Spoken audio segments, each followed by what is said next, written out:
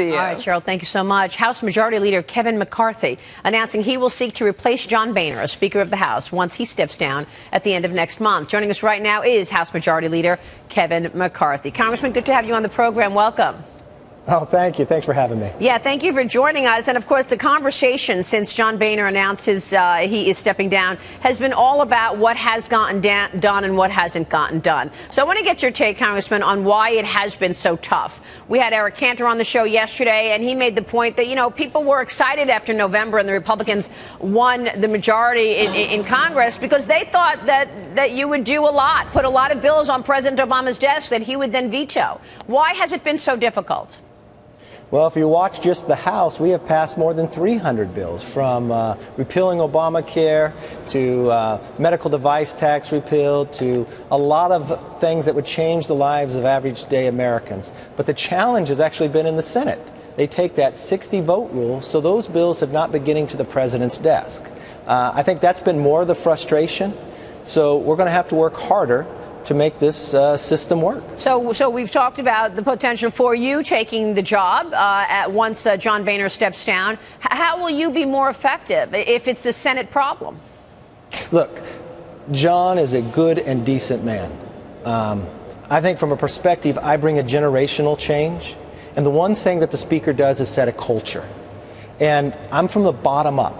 I listen to what's happening across this country. We need to change where people believe we're closer to represent them, that this government is theirs, that they are in control, and that we serve them. It won't happen overnight, but that's the mission.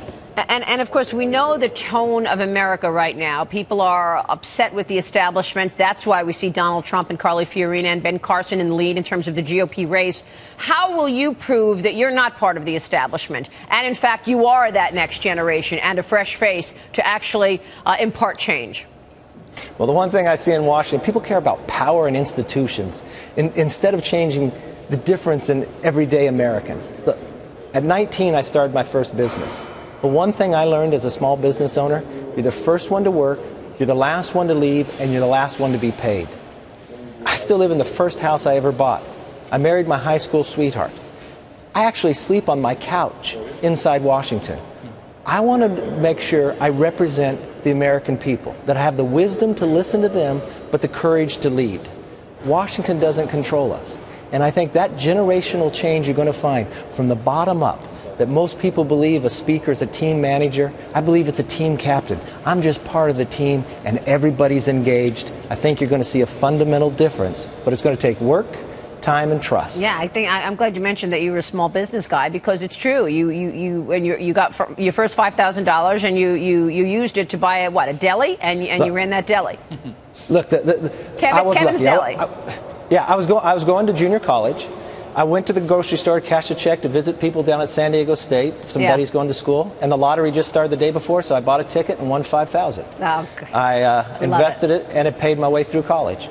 That is terrific. Let me ask you about some of the priorities here, because, John Boehner said he wants to clean up the barn a little bit before the next person gets there. The items on the agenda, you've got extending the highway bill, expiring October 29th, reauthorizing the Export-Import Bank's charter, expired June 30th, renewing corporate tax incentives, setting spending levels for fiscal year 2016, probably at a higher level than the current caps, and raising the debt limit. What's most important at this point? Give us your agenda. Well, they're all very important, but right now in this window, we've got to make sure we'll have before us this week a continuing resolution, but the highway bill.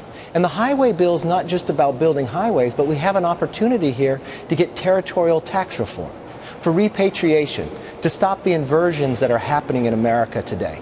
That would be a big win with a coalition of both. So that focus in this short amount of time, I think, would actually help this economy, not only building, but help America's business be able to sail around the country, but bring the money back home. I think that's a great point, and I know people are looking toward this highway bill as to find some confidence that, in fact, we're not going to cut it so close. Why do we get to the point that we have to debate a government shutdown all the time, rather than getting things done sooner than at the cliff?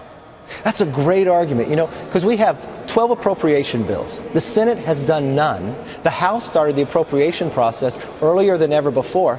But if you look at the facts, Schumer and Harry Reid had a meeting in June and said they wanted the summer of destruction. They wanted to shut government down and blame the Republicans, so they did not allow any appropriation bills to go because of the 60-vote rule over in the Senate.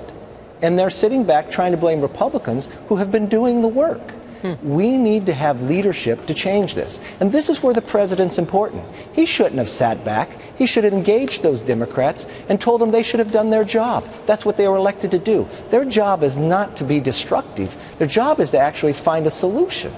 You know, when I speak with business people, actually small business owners like you were, and leaders, CEOs of larger companies, they continue to talk about tax reform and about the regulatory environment. What do you see as most onerous, and do you think you're going to have any success in terms of rolling this back so businesses can get off of sitting on cash and actually start investing and creating jobs? Look, I was just with Paul Ryan yesterday. We have a whole plan laid out. We're putting it before the Senate and Schumer and others. So it's really going to rest. Do they want to help solve this problem? Do they want more jobs in America? Do they want more cash infusion here? That's the important part. We've got a plan that'll help build 6 years of highways, bring money back to America, have a tax reform to start out with. That would be a great start for October. Yeah, but do you need a new president in order to get things done? And let me ask you this. We've heard now some specifics on tax plans.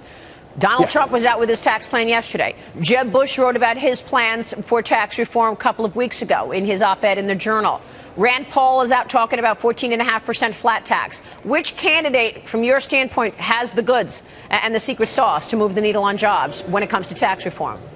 You know, the great thing, they're all talking about tax reform, so they're all in the right place. The thing I believe is you simplify it, and there should only be 3 rates. So I want that debate to happen, but you remember this, Article 1, Section 7 of the Constitution, all tax reform starts in the House, and it starts with Ways and Means.